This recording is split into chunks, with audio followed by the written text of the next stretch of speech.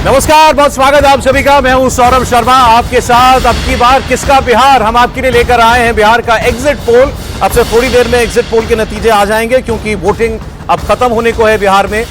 बिहार का इलेक्शन आज फाइनल हो चुका है और अभी अभी बिहार चुनाव के दूसरे राउंड की 122 सीटों पर वोटिंग का वक्त खत्म हो गया है और बिहार चुनाव के इस दूसरे राउंड में बम्पर वोटिंग हुई है। ये आपको जाननी चाहिए ये बात। पहले राउंड में 121 सीटों पर 65% वोटिंग हुई थी, वो भी एक रिकॉर्ड था और अब बिहार में वो रिकॉर्ड भी टूटता हुआ दिखाई दे रहा है। दूसरे फेज में जितनी भी सीटों पर मतदान हुआ, 5 बजे तक मतदान का आंकड़ा 67% था, 67%। ये 5 बजे तक का आंकड़ा है। किशनगंज में 76% वोटिंग हुई है 5 बजे तक, कटिहार में 75%, पूर्णिया 74%। ये वो सीमांचल के इलाके हैं जो मैंने आपको बताया अभी। इनके अलावा पश्चिमी चंपारण, पूर्वी चंपारण में 70% मतदान हुआ दूसरे फेज में। सुपौल में 71% लोगों ने मतदान किया है और इंपॉर्टेंट यह है कि ये 5 बजे तक का ही फिगर है, मतलब ये अभी और बढ़ेगा। और बिहार ने कभी ऐसा मतदान नहीं देखा, हमने बिहार में कभी ऐसी वोटिंग नहीं देखी और बिहार में ऐसी वोटिंग के बारे में आपने कभी शायद सुना ना हो। अगले 2 घंटों में जो आंकड़ा आएगा वो अप्रत्याशित होगा, ये अब हम बड़ा आराम से कह सकते हैं, जब अभी ही मतदान जो है 75% के तकरीबन पहुंच चुका है और पिछली बार 65% पोलिंग हुई थी पहले फेज में। इसलिए अब ये आज जो एग्जिट पोल होगा ये भी हो सकता है आपके हमारे सबके अनुमान से एक बिल्कुल अलग नतीजा देखने को मिले। नतीजा एग्जिट पोल का, असल नतीजा तो 14 तारीख को आएगा। बिहार में वोटिंग के ये जो आंकड़े आ रहे हैं ये और अपडेट होंगे और ये आंकड़े बिहार में लैंडस्लाइड वोटिंग का इशारा तो कर रहे हैं। क्या ये लैंडस्लाइड किसी एक गठबंधन के लिए भी नतीजों में देखने को मिलेगा? क्या कोई लैंडस्लाइड जीत एनडीए या महागठबंधन का इशारा है इतनी बम्पर वोटिंग होना? क्या ये नीतीश कुमार को मुख्यमंत्री कुर्सी पर बनाए रखने के लिए मतदान है या बिहार में परिवर्तन करने के लिए लोगों ने वोट डाला है? नीतीश कुमार के अलावा क्या तेजस्वी यादव को इसी बार जनता जो है मुख्यमंत्री का ताज पहनाएगी? कौन कितनी सीटें जीतेगा? मोदी की पार्टी को कितनी सीटें, नीतीश कुमार को कितनी सीटें? एनडीए ने अपने लिए लक्ष्य निर्धारित किया था 160 प्लस सीटों का। क्या वो लक्ष्य के आसपास पहुंचेगी या उसको पार करेगी या काफी पीछे छूट जाएगी? होपफुल तेजस्वी यादव भी बहुत हैं, क्या उनकी ये होप, उनकी उम्मीद पूरी होगी? हम आज इसी पर बात करेंगे। थोड़ी देर में एग्जिट पोल के नतीजे आ जाएंगे। 6:30 बजे तक सीमा होती है चुनाव आयोग के द्वारा बनाए गए नियमों की, तो 6:30 बजते ही 6:31 पर एग्जिट पोल का पहला आंकड़ा आपकी स्क्रीन पर आ जाएगा। तैयारी हमारी पूरी है, अभी हर जगह 00 लिखा हुआ है, इसमें थोड़ी देर में नंबर भरने शुरू हो जाएंगे। अजीत द्विवेदी जी हमारे साथ स्टूडियो में हैं, प्रदीप सिंह जी हमारे साथ हैं, राहुल महाजन जी, अवधेश कुमार जी हमारे साथ हैं और हमारे साथ प्रोफेसर चंद्रचूड़ सिंह जी। आप सब लोगों का बहुत स्वागत सर। आप सब लोगों से पिछले 2 महीनों में हमने बड़ा मतलब आपका ब्रेन पिक करने की कोशिश की है कि नतीजों में क्या निकलेगा।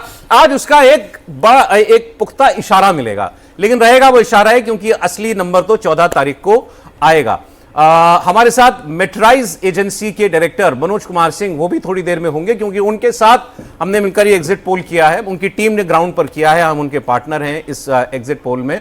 तो वो आएंगे थोड़ी देर के बाद जब उनकी तैयारी पूरी हो जाएगी। अभी वो अपने फिगर्स जो उनको ग्राउंड से मिल रहे होंगे उनको अपडेट करने में लगे हुए हैं, तो थोड़ी देर में वो हमें ज्वाइन करेंगे और 6:30 पर हम आपको ये मेट्राइज का जो सर्वे है वो हम दिखा देंगे। लेकिन और Pradeep Gupta ji axis by India के सीएमडी वो हमारे साथ जुड़ने वाले हैं थोड़ी देर में। तो चूंकि वो नहीं वो एक ओपिनियन पोल वो करते नहीं हैं, एग्जिट पोल के डेटा को वो आज दे नहीं रहे हैं, वो कल जारी करेंगे अपना एग्जिट पोल, तो उनसे लेकिन बातें निकलवानी पड़ेंगी हमें क्योंकि नंबर तो उनको भी मिल रहे होंगे। तो सर पहले प्रदीप जी कोई अनुमान आप अभी लगाना चाहें एग्जिट पोल को लेके? नहीं, देखिए हम तो पहले दिन से अनुमान लगा रहे हैं कि ये चुनाव का नतीजा 2010 के चुनाव नतीजे के कितना करीब जाता है। मेरे लिए नतीजे में देखने की एक ही बात होगी, क्योंकि जिस दिन बीजेपी ने ये तय किया कि हमको अपना मुख्यमंत्री बनाने की कोशिश नहीं करना है जी, नीतीश कुमार ने तय किया कि अब हमको नहीं पलटना है। जिस तरह का सामंजस्य दोनों पार्टियों के बीच में हुआ और उसके अलावा जो गठबंधन बना उसमें सीटों का बंटवारा जिस तरह से हुआ जी, और फिर उसके बाद लगातार प्रधानमंत्री जिस तरह से नीतीश कुमार की प्रशंसा करते रहे, जो नीतीश सरकार ने जो है महिलाओं के लिए वेलफेयर स्कीम्स की घोषणा की, सब मिलाकर देखें तो प्रधानमंत्री और नीतीश कुमार डेवलपमेंट और महिला सेंट्रिक डेवलपमेंट, जी, ये जो दो इश्यूज या नैरेटिव उन्होंने सेट किए, उसकी वजह से चुनाव का नतीजा मेरे हिसाब से तय हो गया था। अगर कोई कसर थी तो वो राहुल गांधी और तेजस्वी यादव के झगड़े ने पूरी कर दी। आपके लिए ये लैंडस्लाइड हो सकता है एनडीए के लिए? अब मेरे हिसाब से होगा ही, होगा लैंडस्लाइड। ये 2010 206 सीटों वाला माहौल आपको लग रहा है? Pradeep Gupta ji, axis bank India के सीएमडी, वो हमारे साथ जुड़ सकें। प्रदीप जी, आपका बहुत स्वागत है इंडिया टीवी पर। मैं तो सोच रहा था कि आपकी मुट्ठी भी आज खुलेगी, कुछ हमें पता चलेगा आप एक्सिस का डेटा क्या कह रहा है। नमस्कार सर। वो मुट्ठी खोल कर दिखा रहे हैं मुझे लगा नमस्ते कर रहे हैं। सर मुट्ठी है, ये वाली मुट्ठी नहीं, डेटा वाली मुट्ठी। नहीं, थैंक यू सौरभ जी। क्या है कि आजकल 2 ही चरण में मतदान हो रहा है। बिहार की बात करें, जो पहले 7 में हुआ करता था, 2020 में जरूर 3 में हुआ था और 15 में जो है 7 चरणों में हुआ था, और लोकसभा में तो 7 में होता ही। तो एक्सिस माई इंडिया में हमने ये कोशिश करी है हमेशा कि जितना करीब आ सके चुनावी परिणाम नतीजों के, वो पूरी कोशिश करते हैं, और उसके लिए एक दिन और ज़्यादा ले रहे हैं। पोस्ट पोल स्टडी हम उसको कहते हैं, कि लोग अपने अपने घर में पहुंच जाए, आराम से उनसे चर्चा की जा सके, और उसके बाद कुछ आकलन करके आपके और आपके दर्शकों के समक्ष कुछ आंकड़े प्रस्तुत किए जा सके जो कि हकीकत के एकदम करीब हो। किसी भी एग्जिट पोल का जो एक फर्स्ट ऑब्जेक्टिव होता है, ये तो ठीक है कि कौन जीत रहा है, लेकिन किसने किसको क्यों वोट किया, ये क्यों वाली जो बात है, और ये जो वोट जिस भी पार्टी को जितने मिल रहे हैं वो किस जाति, वर्ग, समुदाय, महिला पुरुष, एज के मुताबिक, एजुकेशन के मुताबिक और ऑक्यूपेशन व्यवसाय के मुताबिक, ये सारे के सारे आंकड़े प्रस्तुत कर पाए, हम ऐसी पूरी की पूरी कोशिश करते हैं। इसलिए मैं गुजारिश करूंगा कि थोड़ा सा और इंतजार कर लें, एक दिन सवाल है। नहीं, वो ठीक है, आपने तय किया है तो अब कल ही आप बताएंगे, लेकिन पहले 121 सीटों के तो बहुत सारे क्या और क्यों के जवाब सर आपको मिल गए होंगे। 4 दिन से आप उस पर काम कर रहे हैं, तो बगैर डेटा शेयर किए अगर आप कोई ब्रॉड ट्रेंड्स हमारे व्यूअर्स के लिए कुछ बता पाए। देखिए सौरभ जी, बहुत अच्छा सवाल किया आपने, और बिल्कुल हमने आकलन किया है, लेकिन एक अंग्रेजी में कहावत है, half cook food is never good. यानी कि आधा एग्जैक्ट आधा, दोनों चरणों की बात कर ले तो आधा आधा हुआ है, तो उसके ऊपर मैं कुछ भी कहूं थोड़ा आपका जायका बिगड़ जाएगा, और वो मैं चाहता नहीं हूं कि किसी तरह का लब्बो लबाज रहे, इब्सन बट्स की बात रहे। हिंदी की भी कहावत है कि पतीले में चावल के एक दाने से पता चल जाता है चावल पका है कि नहीं। बिल्कुल सही कहा प्रदीप सिंह जी आपने, बिल्कुल हकीकत है, और ऐसा ही होता है, और वही एक उसका स्वरूप है एग्जिट पोल का करने का, क्योंकि मतदाता तो 7 करोड़ 42 लाख है, जिसमें अब 60-65% 2/3 मतदान करीब करीब होता दिख रहा है। दोनों चरणों को भी मिला दें तो उसके ऊपर तो जरूर वो मिला है, लेकिन मैं फिर भी कहूंगा कि हम पूरे नंबरों के साथ आना चाहेंगे, बताना चाहेंगे, लेकिन 3 बड़ी डेमोग्राफी है जो कि दोनों गठबंधनों के बीच में यदि जो भी अंतर होता है, जो भी जीतता है वो होगा। सबसे पहले बिहार की बात करें तो जाति के आधार पे 90% से ज्यादा लोग वोट करते हैं, तो सबसे बड़ी जो डेमोग्राफी है जो अंतर करेगी वो जाति। दूसरे नंबर पे महिला आती है, जो करीब करीब 50% के आसपास होती हैं। महिलाओं का वोट, खासकर बिहार का जो सामाजिक ताना बुना है उसके चलते जो सरकार की सुविधाएं मिलती है उनको, और किसी भी सरकार की हो, वो एक महत्वपूर्ण डेमोग्राफी है जो कि तय करती है। तीसरी जो डेमोग्राफी बिहार के अंदर आज की डेट में मैं आपको बताऊं और आपके दर्शकों को, अच्छी बात यह है कि बिहार में अभी देश में तो जनसंख्या जनगणना नहीं हुई है, वैसे 11 के फिगर थे, लेकिन अच्छी बात यह हुई है कि यहाँ एक SIR हो गया और उसके पहले जातिगत जनगणना हुई है बिहार में। तो हमारे पास आंकड़े पूरे मौजूद हैं, बड़े रोचक हैं आंकड़े, सबको जानना चाहिए इस बात को। 18 उम्र से लेके 39 यानी 40 के अंदर के जो मतदाता हैं वो 50% है साहब, 50%, जो कि एक बहुत बड़ा संख्या है। 50% अपने आप में। करीब फर्स्ट टाइम मतदाता जो 14 लाख के करीब है वो 2% है, उसके बाद 20 से 29 और 30 से 39। तो ये सरकारी आंकड़े हैं, तो इसमें कहीं कोई दिक्कत नहीं है। तो कहने का मतलब तीसरी जो डेमोग्राफी युवा की जो है वो, अब चलो युवा को हम 39 तो नहीं कह सकते, जनरली युवा को हम एक 30 साल तक मान लेते हैं, तो उस 30 साल के आंकड़ों की भी जो बात कर लें तो करीब करीब 26% के आसपास है, जो अपने आप में बड़ा अंतर है। तो युवाओं, पहले तो जाति, दूसरा महिला और तीसरा युवा, मुझे लगता है कि यही 3 डेमोग्राफी डिसाइड कर सकेंगे कि बिहार की दशा और दिशा आने वाले 5 साल में किसके हाथ में होगी। ठीक है प्रदीप जी, अब इन्हीं 3 डेमोग्राफी से चले हम लोग बात करते हैं आगे। अगेन मैं ये राइडर लगा रहा हूं कि अभी प्रदीप जी चूंकि अपने नंबर्स पर काम कर रहे हैं, तो वो नंबर्स पर बात नहीं कर रहे हैं हमारे साथ, ट्रेंड्स पर हम लोग बात कर सकते हैं। मैं आपसे साहब थोड़ा सा लीडिंग सवाल पूछ सकता हूं, क्योंकि हमने जो ओपिनियन पोल्स देखे अभी चुनाव से पहले जो आए, वो बाय एंड लार्ज ये बता रहे थे कि एनडीए आगे चल रहा है। कोई बहुत आगे बता रहा था, कोई नेक एंड नेक की फाइट कह रहा था, लेकिन एज दे रहा था वो एनडीए को। ये आपका नहीं, बाकी कुछ सर्वेस जो हमने देखे। अब जो पहली आपने डेमोग्राफी बताई है जाति, हर पार्टी और गठबंधन ने अपने अपने हिसाब से उसको सेट करने की कोशिश की है। बहुत से लोगों का मानना था कि ये सोशल कोएलिशन भी, जाति आधार भी एनडीए के पास बेटर है।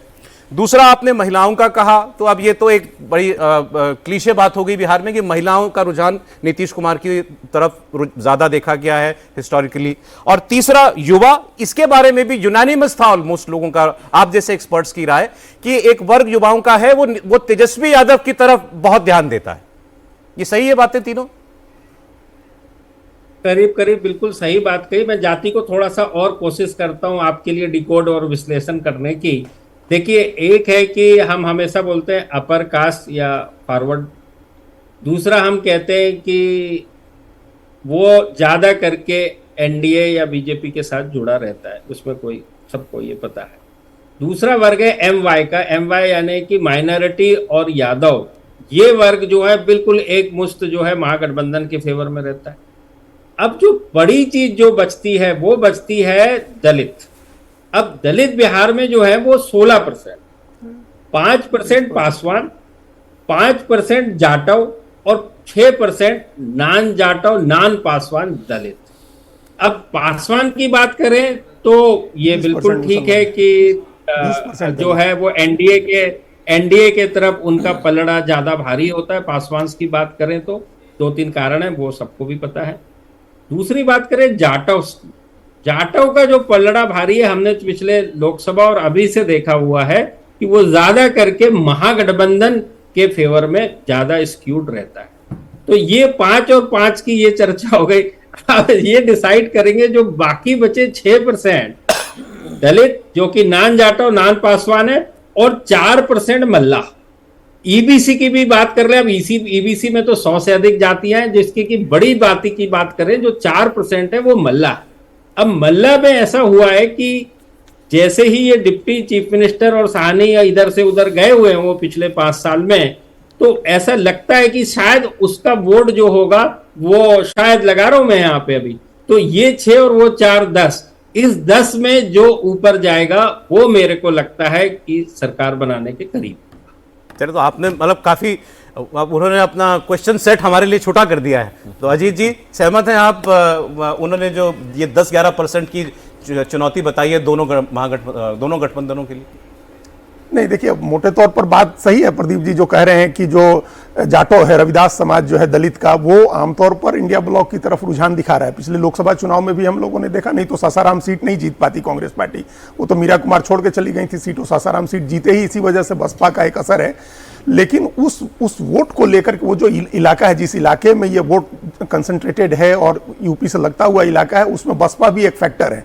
तो हम लोग को उसको काउंट करके और अपना उसको डिस्काउंट करके भी किसी निष्कर्ष पर पहुंचना होगा। और 5-6 सीटें हैं जिसमें रामगढ़ की सीट है, बक्सर की सीट है, भभुआ, मोहनिया, सासाराम, ये सब सीटें ऐसी हैं जहां बसपा एक बड़े फैक्टर के तौर पर वहां काम करे, उसके कैंडिडेट अच्छा लड़ रहे हैं, तो वो एक फैक्टर होगा। लेकिन दलित की ओवरऑल आबादी जो है अभी इस बार की जाति गणना के हिसाब से 20% है, 19.7% है टोटल दलित, जिसमें मेजर वो बताया प्रदीप जी ने, वो ठीक है, सबसे बड़ा ग्रुप जो है वो पासवान का है, और उसके बाद वो जो रविदास समाज है वो है, और उसके बाद उसमें एक बड़ा फैक्टर जिसको 6% में उन्होंने रखा, वो 3.2% के करीब मुसहर है, जो लगभग पूरी तरह से अपना रुझान एनडीए की तरफ दिखाता है, और वो ज्यादा पोलराइज होता है जीतन राम मांझी की वजह से वो। और उस इलाके में कंसंट्रेशन भी है, मगध के इलाके में दलित आबादी 30%, 35% से ज्यादा है। हम अभी सिर्फ दलित उस वाली बात कर रहे हैं। तो वो एक मेजर फैक्टर है। और नीतीश कुमार की जो पॉलिटिक्स रही है दलित और महादलित वाली, उन्होंने एक्सक्लूड करके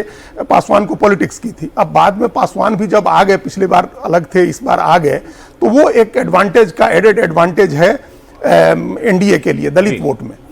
अब ईबीसी की जो बात है, मल्लाह का अपना जो कोर जिस जाति से आते हैं, अपना निष्कर्ष बताते जाएं, दलित वोट का निष्कर्ष दलित वोट में मेजॉरिटी दलित वोट किधर है? एनडीए के साथ एनडीए के हमेशा की तरह हमेशा रहा है और इस बार भी है, मेजॉरिटी वोट एनडीए के साथ है। और ईबीसी में जो मल्लाह की बात अगर आप करें तो वो एग्जैक्टली जो इनकी जाति है मुकेश सहनी की, वो 2.86 है। और ओवरऑल जो उपजातियां हैं वो सब मिलाकर के 9% को एक्सीड करती हैं, थोड़ा एक्सीड करती हैं। लेकिन उन जातियों में नीतीश कुमार की ज्यादा पकड़ है और नीतीश कुमार ने कैंडिडेट्स भी उस हिसाब से ज्यादा दिए हैं, जो इस इलाके में, जो पूर्व सीमांचल के इलाके में और भागलपुर के इलाके में और इसी इलाके में मेनली जो इनकी दूसरी उपजातियां हैं उनको ज्यादा टिकट भी दी है नीतीश कुमार ने। तो एक ईबीसी का जो कोर वोट है नेचुरली वो बीजेपी के साथ है हमेशा। और पोस्ट इलेक्शन जो डाटा उठाया गया उसके हिसाब से भी जब अकेले लड़ी थी बीजेपी 2015 में, तो ईबीसी का 52% वोट बीजेपी को मिला था। तो ईबीसी का एक जनरल रुझान एनडीए की तरफ होता है। और उनको जो एडवांटेज हो रहा था मुकेश सहनी के आने से, वो नुकसान यहां हो गया कि एक तो उनको बहुत देर तक लटका के रखा गया, उप मुख्यमंत्री उनको घोषित जरूर किया गया, लेकिन जो 15 सीटें दी गई उसमें से 4 सीटें उनकी चली गई। एक पर उनका नामांकन कैंसिल हो गया, 2 पर नाम वापस करा लिया आरजेडी ने जबरदस्ती, बाबू बरही और उनके भाई वाली सीट जो गौरव बोराम है, और एक सीट पर अभी भी उनका फ्रेंडली फाइट है। तो वो 10 सीट लड़ रहे हैं और जो भाई बैठे हैं। और उसमें भी अब आपको बता दें, ये मतलब रिसेंट डेवलपमेंट था कि कैमूर में जो पूरा जिला है, उस जिले में मुकेश सहनी की पार्टी ने अनाउंस कर दिया कि हम महागठबंधन को समर्थन नहीं करेंगे इस जिले में। अच्छा, तो ये इतनी गड़बड़ी हुई उनको लेकर के, इतनी बदमजगी हुई। और जिस दिन उनके भाई बैठे हैं संतोष सहनी, उस दिन से लगभग वो बात ये वाइप आउट हो गया कि उनकी वजह से कोई एडवांटेज महागठबंधन। आप तो खैर बहुत डिटेल में चले गए, सीट बाय सीट आपने महागठबंधन ईबीसी का भी वोट जो है वो मैक्सिमम वोट। प्रदीप जी ने कहा सबसे बड़ी डेमोग्राफी जाति है, 90% लोग जाति देख के वोट करते हैं। आपके हिसाब से जातियों का गणित जो है वो एनडीए के फेवर में है? भाई हमेशा है ना, 32% जातियां महागठबंधन के साथ हैं और 68% जातियां मोटे तौर पर। उसका अगर कुछ कटता भी है तब भी उसमें मेजोरिटी। आपकी बात से प्रदीप जी कितना सहमत है ये भी पूछ लूं, फिर अवधेश जी में आता हूं। जी बताएं, उनका मानना है कि सारा सोशल कोलिशन, सारा अरिथमेटिक गणित करने के बाद भी एनडीए के लगता है कि सोशली एनडीए ज्यादा अलाइंड है। प्रदीप जी देखिए, अब साहब ने अपना आकलन बताया है, तो हम तो कुछ सीटों का उन्होंने जिक्र किया है जो कि बाहुल्य है, उन सीटों के ऊपर अमुक अमुक जातियां और अमुक अमुक जातियों का। लेकिन मैं कहूंगा कि कम से कम जो आज की डेट में जगजाहिर है और जो मुझे नजर आया, पासवान क्लियर है, उसमें कहीं कोई ज्यादा लब्बोलबाज है नहीं कि वो एनडीए की तरफ है। जहां तक जाटव की बात करी तो वो मैं अभी भी मानता हूं कि यदि लगा रहा हूं बहुत बड़ा, मैं सीधा सा सिंपल गणित ले लीजिए कि 31% यदि एमवाय है और यदि 40% वोट मिलता है, महागठबंधन की पार्टियां और एनडीए की पार्टियां जो 24 में थी और अभी 1 साल ही हुआ है उनका चुनाव हुए, 1.5 साल, तो 40% साहब वोट कहां से आया?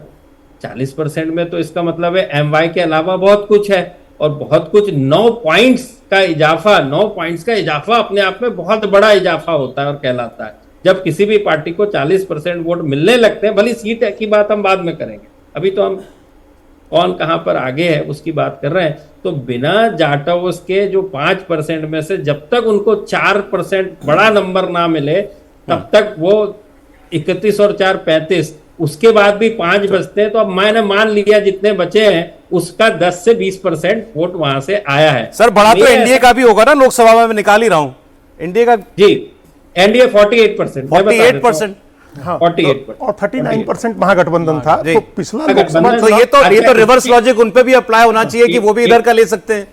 यस, नहीं बिल्कुल सही कहा आपने। लेकिन इसमें एक और चीज थी जो कि इंपॉर्टेंट थी लोकसभा के संदर्भ में, वो थी पप्पू यादव का इंडिपेंडेंट लड़ना और अच्छा खासा जीतना।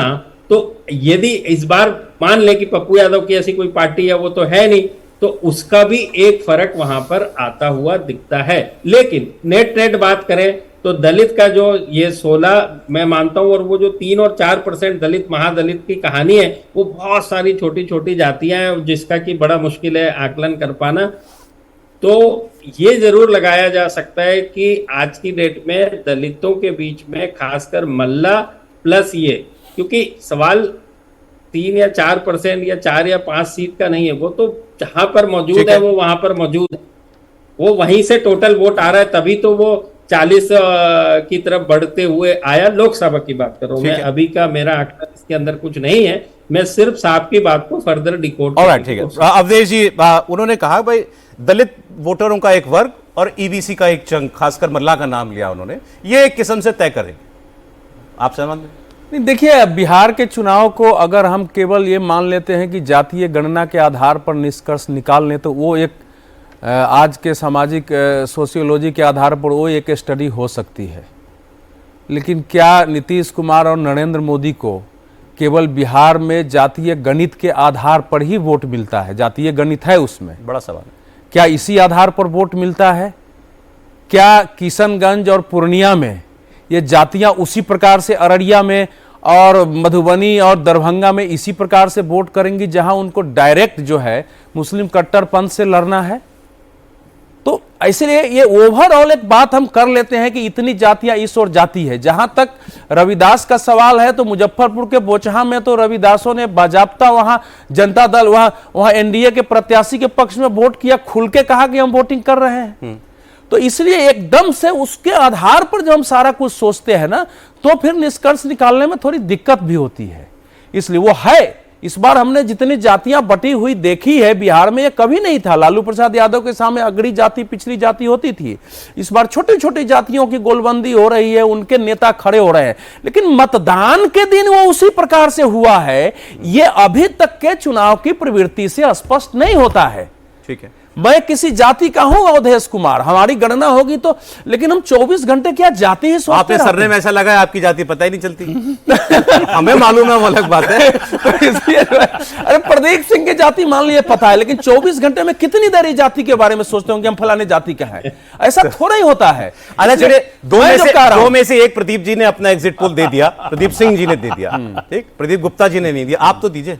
नहीं, मेरा एग्जिट पोल पहले दिन से है कि जो जिस स्थिति में चुनाव आयोजित हुई, जिस प्रकार से दोनों गठबंधनों की स्थितियां थी, एक गठबंधन अंत तक अपने सीट के समझौता नहीं कर रहा है, दूसरी ओर चुनाव अभियान शुरू हो गए हैं, और उस प्रकार से जो बिहार के और देश के सामने मुद्दे थे और बिहार की लोगों की जो सामूहिक आकांक्षाएं थी, जो उन सबको मिला के अगर हम देखते हैं, तो इस समय भी मुझे आज के मतदान के बाद भी राष्ट्रीय जनतांत्रिक गठबंधन आगे दिखता है। यद्यपि इस बार राष्ट्रीय जनतांत्रिक गठबंधन में जो 3 समस्याएं थी, पहली समस्याएं थी जो भारतीय जनता पार्टी के 2 दर्जन के आसपास उम्मीदवारों के विरुद्ध पार्टी के ही कार्यकर्ताओं में व्यापक असंतोष था, और जो गया की वोटिंग अभी मैं देख रहा हूं अगर इतना कम है तो वो थोड़ी चिंताजनक है। दूसरी स्थिति ये थी कि मांझी के उम्मीदवारों को लेकर भी बीजेपी के वर्कर बोलते थे कि अगर ये परिवार को ही टिकट देंगे और बेचेंगे तो हम मुफ्त में काम क्यों करें, और यही स्थिति लगभग लोजपा के कुछ उम्मीदवारों को लेकर के थी।